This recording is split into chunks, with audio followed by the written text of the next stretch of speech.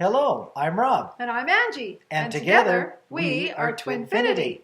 We're twin flames in union, sharing our journey through a series of videos. This is now video number 17, and it's called The Purging Process. I'm sure a lot of us can all relate with the purging. As a recap from our previous video, Angie and I go to the airport together, a favorite airplane watching activity that we have. Yep. And on the way home, I ask Angie how she's managing. She gets really defensive and tells me to accept me as I am or get out of my life. Yes. In thinking about that comment, it reminded me of my first marriage where I wasn't really all that healthy of a person for my first wife. So I write Angie a letter and put it under her door, and it states that maybe it would be best if I was no longer in her life. I had planned to not be in touch, but I was missing Angie, so I put another note underneath her door saying that I thought of her daily and I missed her. Yeah. And also, Angie is struggling financially and afraid to be in touch, but she does respond to my note under her door and let me know that she misses me too. One thing I also wanted to comment on with the videos is after the firing, I had remembered that we dropped off in contact fairly steadily and then we fell out of touch.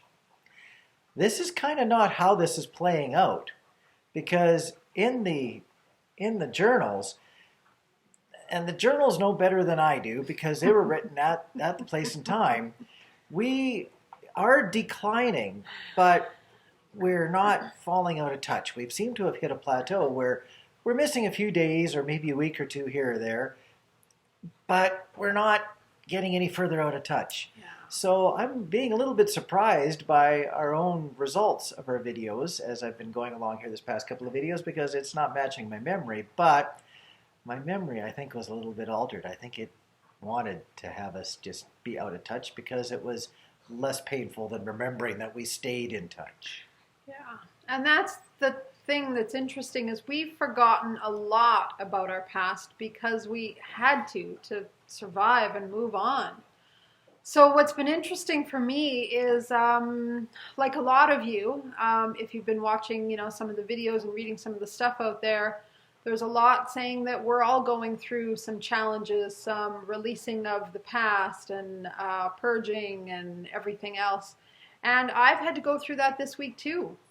It's actually been a very challenging week of reading old journals, remembering some of the huge challenges that I went through and that we went through. Yes. It's been very, very hard to remember it. I've, to be honest, been quite bitter this week too, just of this path and the hell that I went through, and not even understanding it. Feeling like, why did I have to go through all of that? And even yesterday, I was kind of preparing and planning for the video and couldn't get a flow. We're trying not to make our story go too long into too many videos, so I was trying to condense some stuff down to 2 videos instead of 3 that I had sort of planned. And I just, no matter how hard I tried, I couldn't make it work. So I finally just surrendered yesterday, walked away and accepted we might not even be doing a video today because I just wasn't in the happy space. And I couldn't make it flow. So I finally just surrendered, went and made a tea. And as I was doing so, I heard the word purging in my head. And it was amazing because it gave me 2 things. One, it gave me the title of this video, and it also explained what I was going through all those years ago that I've never understood or been able to process and get some peace about. So I was able to not only find a title for this video, because I usually get them, or Rob, we both get them intuitively. We don't just make them up ourselves. We like to go to spirit and say, hey, what are we doing now? And so I not only got the title, but it also helped me explain what I did all those years ago and why I had to go through so many challenges. So I was able to finally have some peace with my past and be able to let go of it instead of wondering, why did I have to do that? So kind of an interesting day, and it gave me the ability to do a video today because I was not in a headspace yesterday thinking that I could. for this time in my life that's going to be covered in this video, I was really not at all doing any growth with Angie.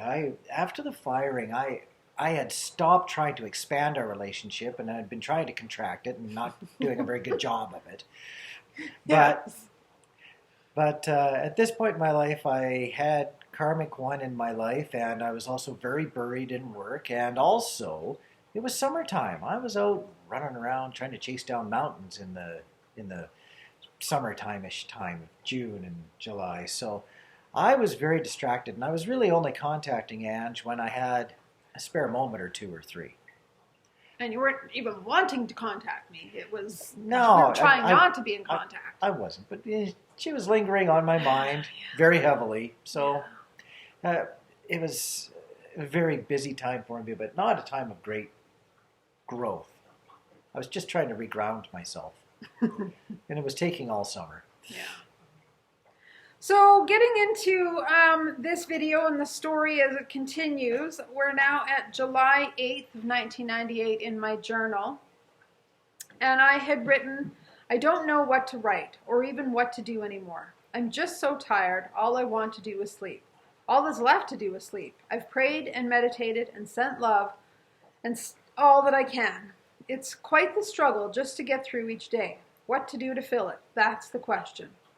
I figure something's got to happen because rent hasn't been paid. I have $250 to my name, and I'm near the end of my food. No toilet paper and no will to live. So now what's interesting is $250 to my name was incredibly amazing for me back then. Money has always been a security to me. It's not something I need for status or anything else, but it's like a security blanket. And anytime my bank account would go below $5,000, I would panic. Now I have $250. That's a challenge. That's constant panic. Oh, constant. Yes. It would be for me too. And so it's July 8th. I've not paid rent. I had always been Ms. Goody Two-Shoes, had never messed up in life, had never, been the teenager that got drunk or went out. I didn't do any of that. I'd always lived the perfect good girl life. And all of a sudden, I'm not paying rent again. It was very terrifying. So I wrote, I don't know what motivates me to get up every day. What is keeping me going? I read Rob's notes lots. I put them in my bed to help me sleep. I read the part of him thinking of me every day and missing me lots. Something to inspire. Thinking of tomorrow already, I feel hopeless. How to fill another day. It seems so long and endless that I don't have a desire to talk to people. I don't even answer my phone. Now, just to explain, at this point, I wasn't working at all. I was no longer working for Elizabeth, my Reiki teacher, because I had paid off my debt with her and she no longer really needed the help. I had finally surrendered and given up trying to get a job because the angels kept telling me not to. And even though they would tell me that for months and months I was trying, I would still, I was applying for even jobs that weren't nursing just to have a job. Just to give a couple examples, I had applied at a daycare. I was willing to take an $8 an hour job just to have something, and I couldn't get that. I was even applying to work with a quadriplegic woman that lived just down the road from our apartment building. It was a 12-hour days, and $50 a day is what it paid, which even that wasn't a lot, but I didn't care. Just something to pay the bills. Couldn't get that. So just nothing was working. So I finally had surrendered and thought, okay, I don't know. So this is why I'm now out of money, and this is why I'm struggling. So now, just to move on. This is actually very interesting to listen to her talk because we don't do much, if any, for rehearsals. No. And this past week I've been coming home to an Angie that has sometimes been pleasant, wanting to give me a hug, and other times it's been like just all teeth and claws. Or tears. Or tears, too. So I haven't really been asking much questions about what's coming up on this particular video, so I'm hearing some of this stuff for either the first time in a long time or first time ever. Yeah, there's some rough stuff in here. which has been why what I just discovered yesterday is I've been purging right now about the purging that I did 20 years ago. I've had to process what happened then now that I have the understanding of what I was doing, because I didn't understand it then. I think this is one great big redo, and this is why it's been so stressful. It's as if it isn't stressful enough going through it the first time Yeah, around. we've had to literally face our past. It's interesting, we're not only doing these videos, as we're discovering, for other people's benefits, we're doing this much for our own benefit, which we didn't know when we started this. Yeah, I didn't think it would be so re-involving. I thought it would just be telling a story. But this has really, it's been rough. Really been dredging up a lot of stuff. Yes. And actually, while we're on that point, I'm just going to say that it's been so hard to read every week and then cry some more and purge some more. So finally what I did yesterday, I just read as far in advance as I could so that I knew a lot of what's going to happen so I could just purge it all at once because it's getting really draining to do it every week. So I just really had a good hard cry the last couple days and just read and okay, that's what happened, and just really tried to release a lot of the past and a lot of the emotions from the past. And also a lot of the initial shock of remembering again. Too. Yes, remembering how hard it was. So on that note, we have some bleeps coming up. Oh, we do. Yeah, you want to be our bleeper helper? Okay. If we can see it in this light. By the way, just as an aside, we've chosen to have our little butterflies as our background here because as what we're going through right now with all these full moon changes and all of these releasing, like we've been hearing in some of the videos and readings that I'm sure you guys are doing as well, is we're working on a rebirth. Well, what better thing than butterflies as a rebirth? Yeah. So yeah, that's why we have some butterflies. But so that you could see the light, we're in a little bit of darkness. So we'll try and read okay. So where are we starting? Right down here. Oh, down there. Yeah. Okay. Oh, yeah, okay. So what the bleep am I doing? My God, this is so insane. I sit and hide away in my apartment, not talking to anyone, not answering my phone. Now I have to find where do we go here. Oh, there. I don't know what to do anymore. I feel like I've bleeped up my entire life because of angels. What have I done? What have I done? I'm sitting here waiting for some stupid miracle to occur. Am I nuts? Have I lost it? Help, I need help. I feel crazy. I feel lost. Is Robert really going to come marry me? Because that's what the angels were telling me. Is any of this real? God, I don't know what I'm doing. I just don't know. I was doing so good with believing and trusting. What happened? So now I'm feeling like a complete nutcase. Like, what have I done with my life? I feel crazy. Now this is July 11th, and I said it's amazing the grieving stages that I'm going through. All 5. Anger, sadness, bargaining, denial, and acceptance. I think I've experienced all of these stages each and every day. I'm at sadness today, but acceptance now. Acceptance of the fact that once again, tonight is not the night. I kept waiting, like my angels were telling me that Rob was going to come propose, and I kept waiting every night, thinking, okay, maybe this is the night, maybe this is the night. I was waiting for my knight in shining armor to come rescue me, and it wasn't happening. Ain't that special? Oh, there comes the anger. Next will be the bargaining, where I beg God to let it be now. Then it'll be the denial that I experience, where I wonder if any of this is even real, or if I'm just crazy. Ah, yes, the phases of grieving. Very fun, isn't it? So, another night of disappointment. What a joy. Gotta love this bull. Bleep. You're funny. It's just so fun. Oh, more anger. Never mind experiencing all the stages in one day. How about 1 minute? So you can see the sarcasm in my writing. I'm just so mad. She was hating herself. Oh, and hating life. Yep, that's more like it. Funny, now I just want it to happen so I can quit waiting. It's not even about Rob at this point. I feel so far away from what we had. I'm at such a different state right now that I find it hard to even remember and feel anything. Even reading his note ain't doing anything for me anymore. Forget acceptance. I'm more at anger. Lots of anger. I still feel like breaking dishes or my TV or computer. I need to be destructive.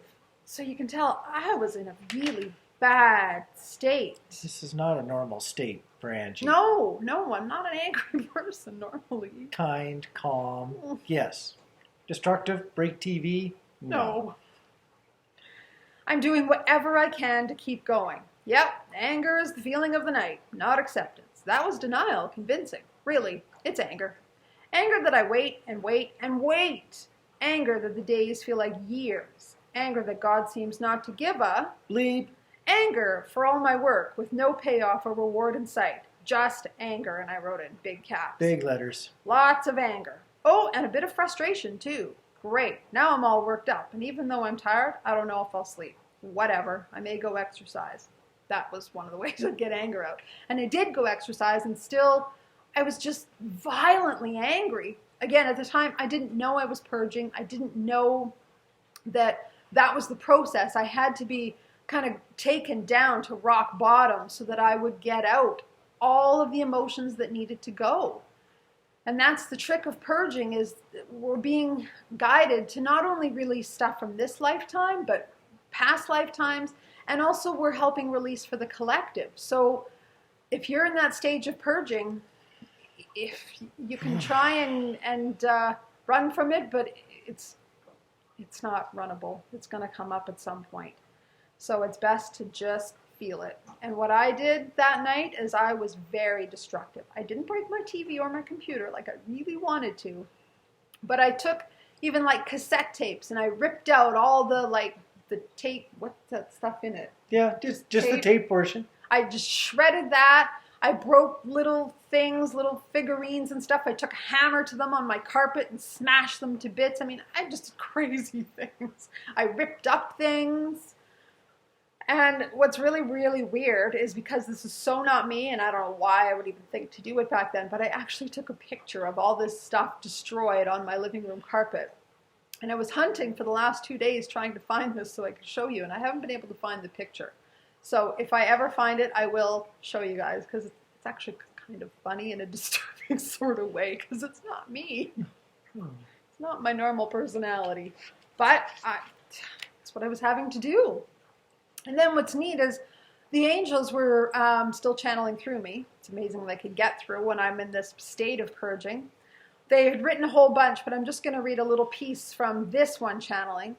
They were saying it's all part of the human experience and all part of your learning for your mission.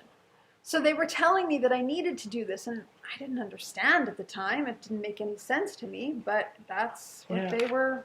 Self-destruction seldom makes sense, especially when you're being told it's for your own good. Yes. Yes. So then I'm asking the angels, can any of you, doesn't matter who, in other words, I'm friggin' desperate. Whoever you are, just give me some answers. Tell me what is going on with Rob and I. What's up? Is he still going to come to my door? Am I still supposed to think of him? Are we still getting back together? I need to either have him in my life or out of it. I can't sit in limbo anymore. I need to either accept he isn't a part of my life and grieve and get on with it, or have him in my life. What's the deal?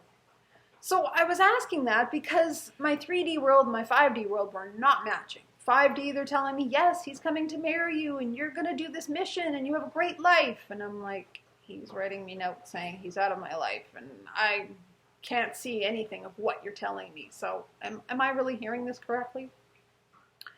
So their reply is, little one, we would not ask so much of you if it were not for a purpose or a good reason. You sent much love and now it comes back to you. So here they are telling me again, this love's all for a reason. I wasn't giving a lot of love back. Not then. No. You do now. Thank you. I'll come.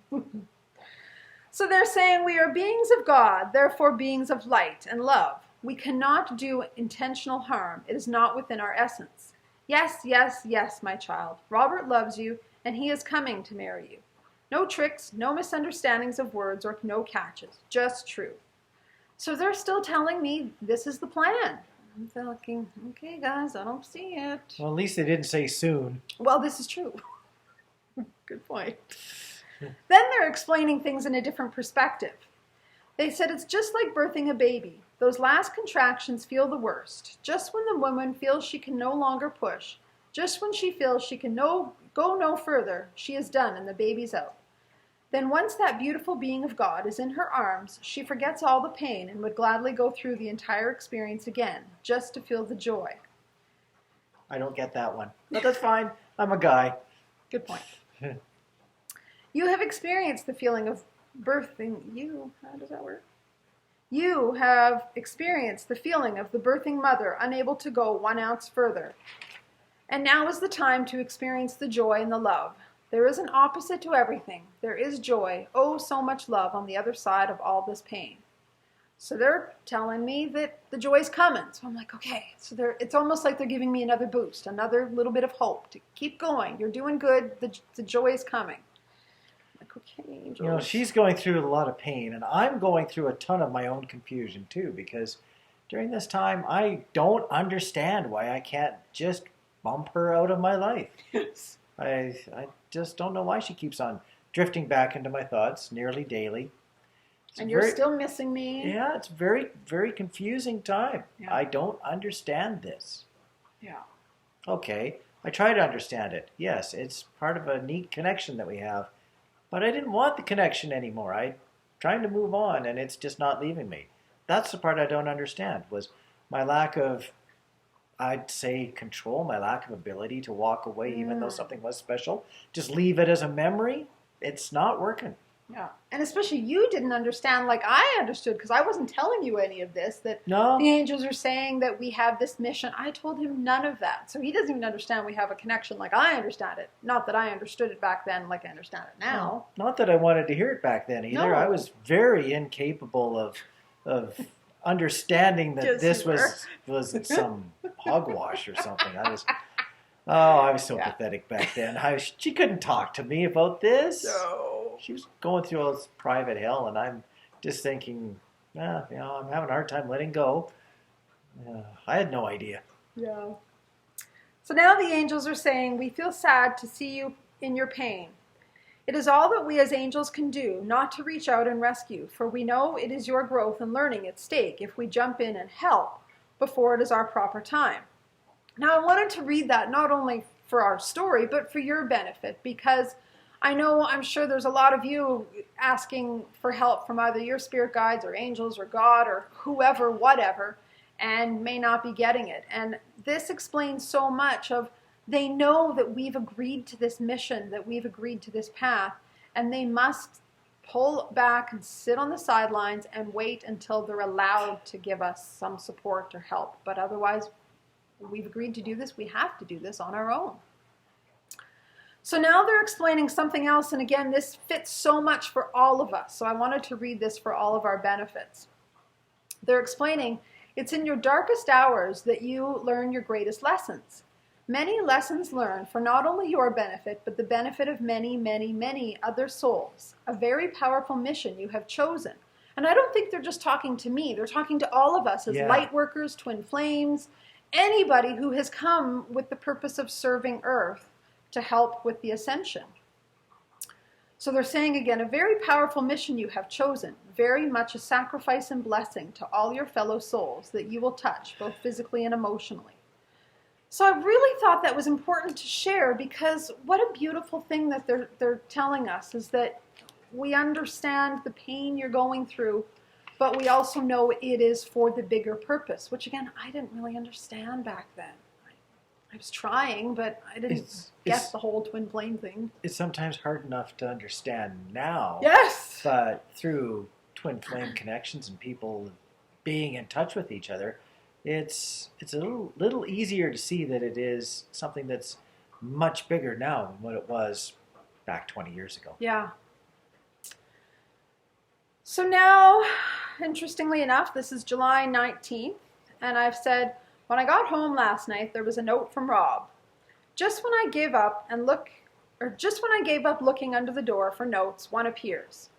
So it's funny how it wasn't even just with Rob, it was anything. The minute I would finally surrender and get some peace, then I would be hit with another wave of either more challenges or more pain, more purging, or a note from Rob. Just when I finally let him go, he's back in my life. I'm like, my God, is this ever going to end?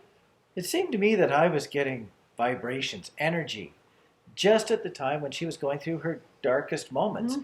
I'd get this urge to give her another letter or a phone call or whatever it was we did. That is very, very constant. Yeah. It's not when things are going okay enough that I was ever back in touch with her. It's when things were really bad Yep. that I could sense it. Yes, again, back then we didn't know we had this amazing connection that we could feel each other. Not that I would have believed it anyway. Yeah. So I was describing his note. I'm so thankful, since I don't have the note, that I at least wrote stuff about it in my journals. I said on one side of the page he dated it the 14th, from when he got back from his Assiniboine hike, and the other side was dated the 18th, when he got back from the rest.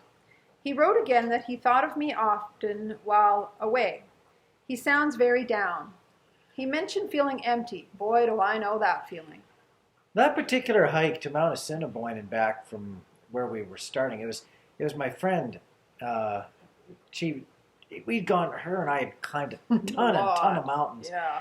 and we had decided that we were going to be doing about a 38-mile hike in one day, with about 10,000 feet of elevation gain and loss over 3 mountain passes during that hike.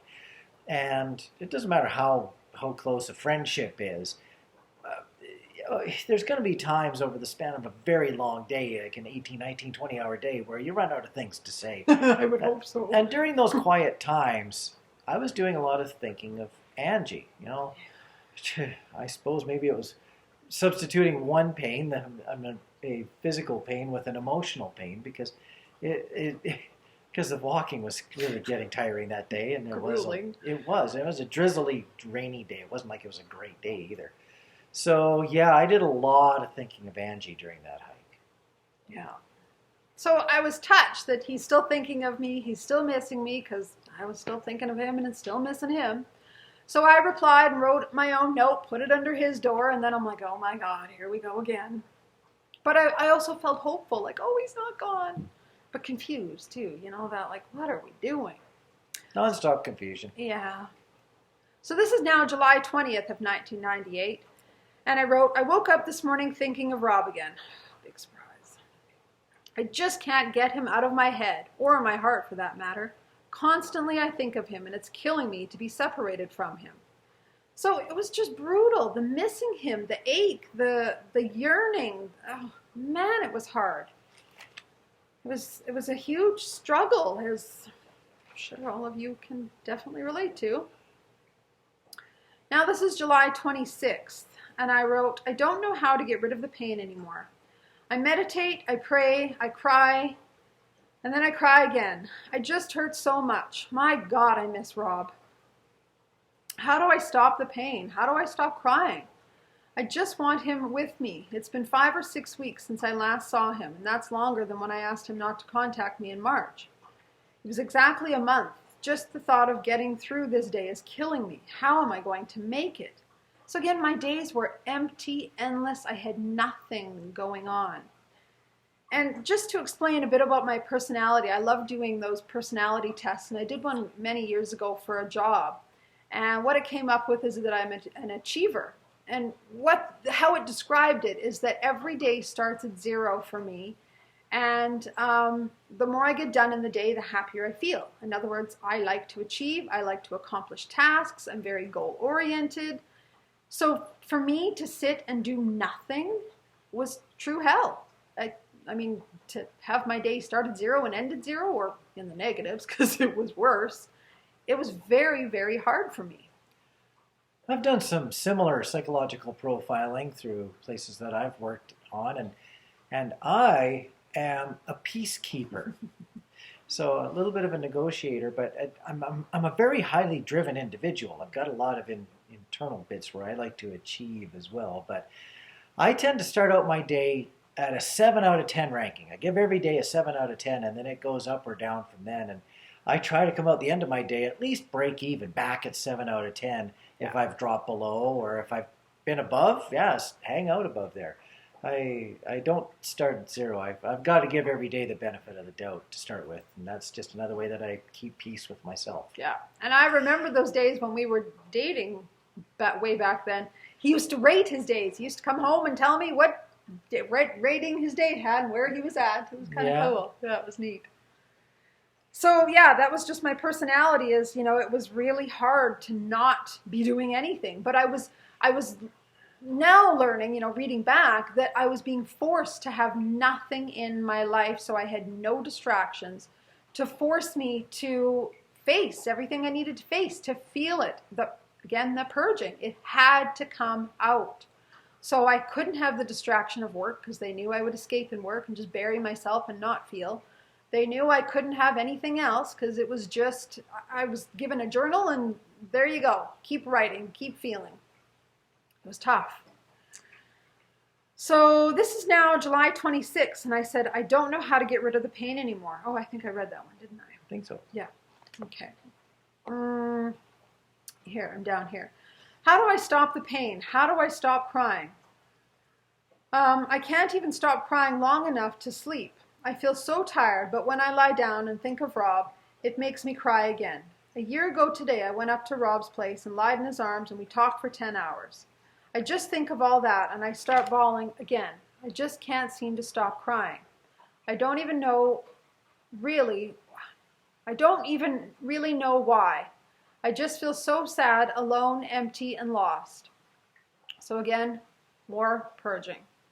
What I do find amazing, though, is despite how much pain I was in, with the anger, the crying, every emotion under the sun, I still managed to keep a gratitude journal every day. And I would write at least 5 things. That was my rule. I had to find at least 5 things I was grateful. This day, I wrote 6. A couple of them were, once again, I'm grateful to have made it through another day. I'm impressed. I wrote that. I'm grateful for the support of my friends, Vic and Beth, because despite this crazy path I was on, I still had friends in my life that were supporting me. I even wrote, I'm grateful for the strong love between Rob and myself. Thank you, God, for all my blessings. So I'm happy to see that I still found something positive, and that's probably what helped get me through my days. So this is now July 27th of 98, and I said, well, I pray and pray and pray that something happens today so I don't have to tell the landlord that I can't pay rent. I pray you let it be easy for me. So again, I hadn't even paid July's rent, and now it's almost August, and I'm like, oh my God, what am I doing? So now I have angels talking to me again, and they're saying, our precious angel child, we wish for you to know that we are here. We are all here. We love you, and you are protected. You shall not falter. And they put all the nots in capital letters. And not falter was becoming a big word for them. They would channel it through my friend Beth. They would give it to me.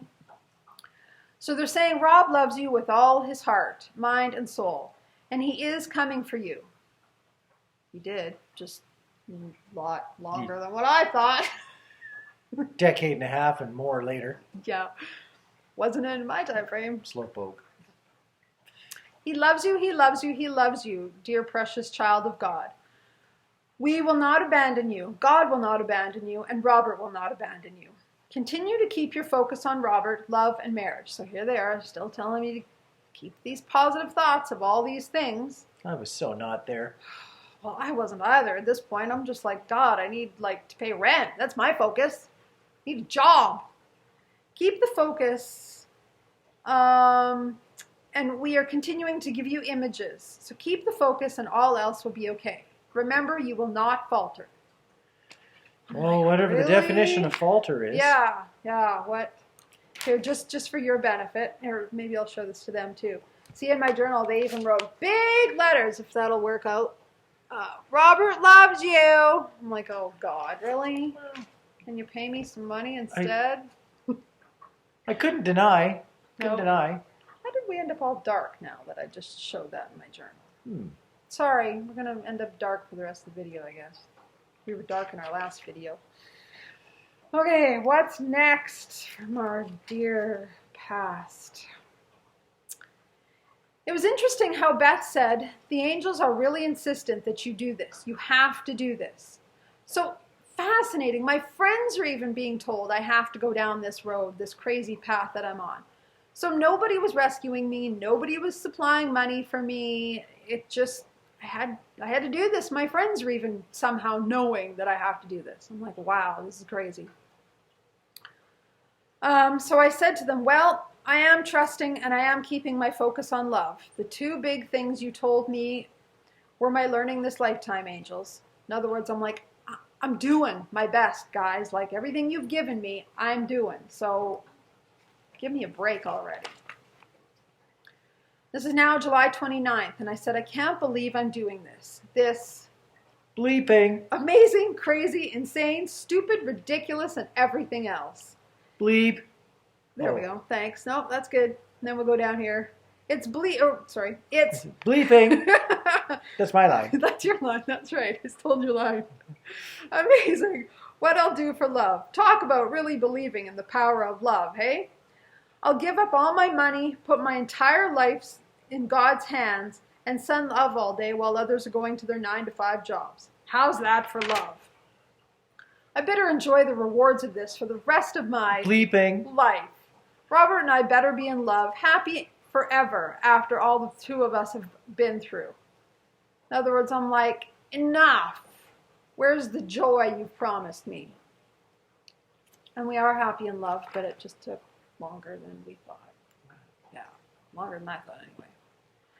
All right, so this is now July 31st. This is now the end of the month, and I've still not paid rent, and I'm still in my apartment. Every day I'm like, the angels must be working because I'm still here. So I've written, I had a great sleep last night, thinking of lots of Rob, and all was well. Then at 8 this morning, a loud knock on my door. I flew out of bed, panicking and shaking. All of the sudden, the person unlocked my door and was about to come in. They opened the door a crack and then closed it again.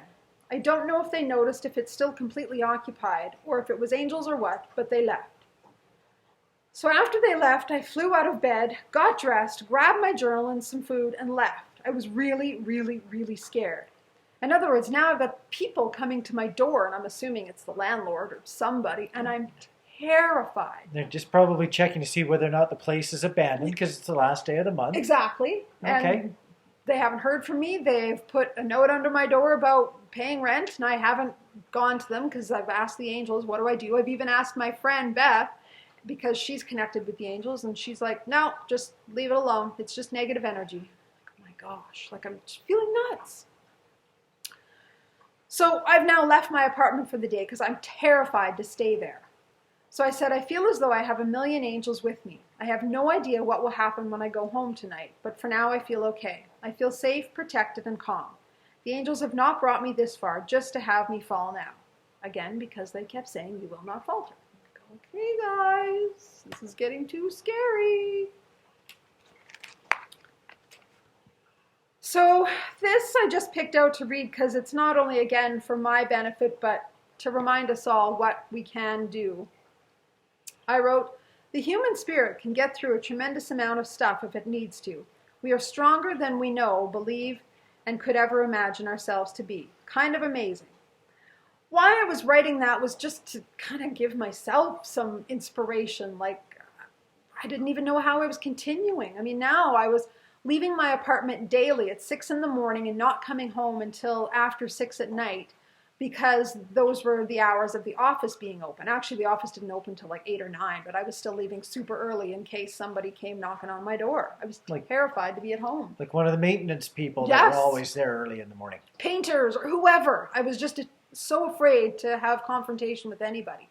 So I was now walking the streets of Calgary downtown, not knowing what to do with myself, but being terrified to go home. Because I also back then had a terrible fear of authority figures, being that I had been sexually abused and had to go to the police and everything. Police and anybody in authority, I was so fearful. Again, only recognizing this now, that was part of what I had to clear, was authority figures. I had to face all that. So now I wrote, I figure I'm coping well today, considering. It's like God doesn't want me to do anything. I can't go for long walks much anymore. Again, that's what I was doing with my days. Because all my shoes are falling apart, or I get sores and blisters from walking so much. My headphones for my music even keep only half working. So now I've been stripped of the ability to walk. I've been stripped of the ability to cope with music. In other words, what they're doing is just shredding every ability to cope so that I can just face whatever feelings, emotions, and energy that I need to face and purge it all. It's all got to go. But I don't know this at that point. I'm just like, God, what are you doing to me? Every ounce of coping I have, you keep ripping out of my hands. So then I wrote, I'm still amazed and grateful that I live here. No note of eviction or anything when I got home again today. Is it really safe? Did the angels really take care of it? Thank you. Now all I need is Rob and a purpose for living in the world, and all will be well. So I'm like, okay, we're getting somewhere. I'm not evicted. There's hope. And then I wrote, I guess it's my journal that's keeping me sane. I bleep lots in here. Swear and yell and scream at God. In bed this morning, I was even getting mad at God again. I was about to picture me beating him up, but I decided to send him love instead. I find that funny that that's just how upset I was, is that I was even swearing at God, angry with angels, just angry with everybody and anybody. But then I said, I decided to send him love instead. Weird. I guess I just don't need any more bad karma. I'm dealing with enough of that crap at the moment. So it's funny, I even send love to God. How generous is that? Then I wrote, well, God, I got another problem to give you. Not like you don't know about it already. I went home and found another note from the landlord. Not pretty. I need to contact them by noon tomorrow or they'll send me to court. God, I pray you don't want me to go to court as part of this plan. Here I thought it was all taken care of, but apparently not. So now I'm like, oh my God, I'm terrified. Like, what is going on? Now I'm being told I have to go to court or get out. I don't know how to get out. I don't know where to go. So what am I supposed to do? So again, it was just fear. Now it's about purging fear. Every feeling had to go, and I had to feel them all, and I had to release it all. So this is where we're going to leave it for this story. I know a little bit of a cliffhanger, but we'll carry on next time. But before we end, I just wanted to comment for those of you that are going through the purging right now, the releasing of emotions. God bless you. I know it's such a hard process to go through.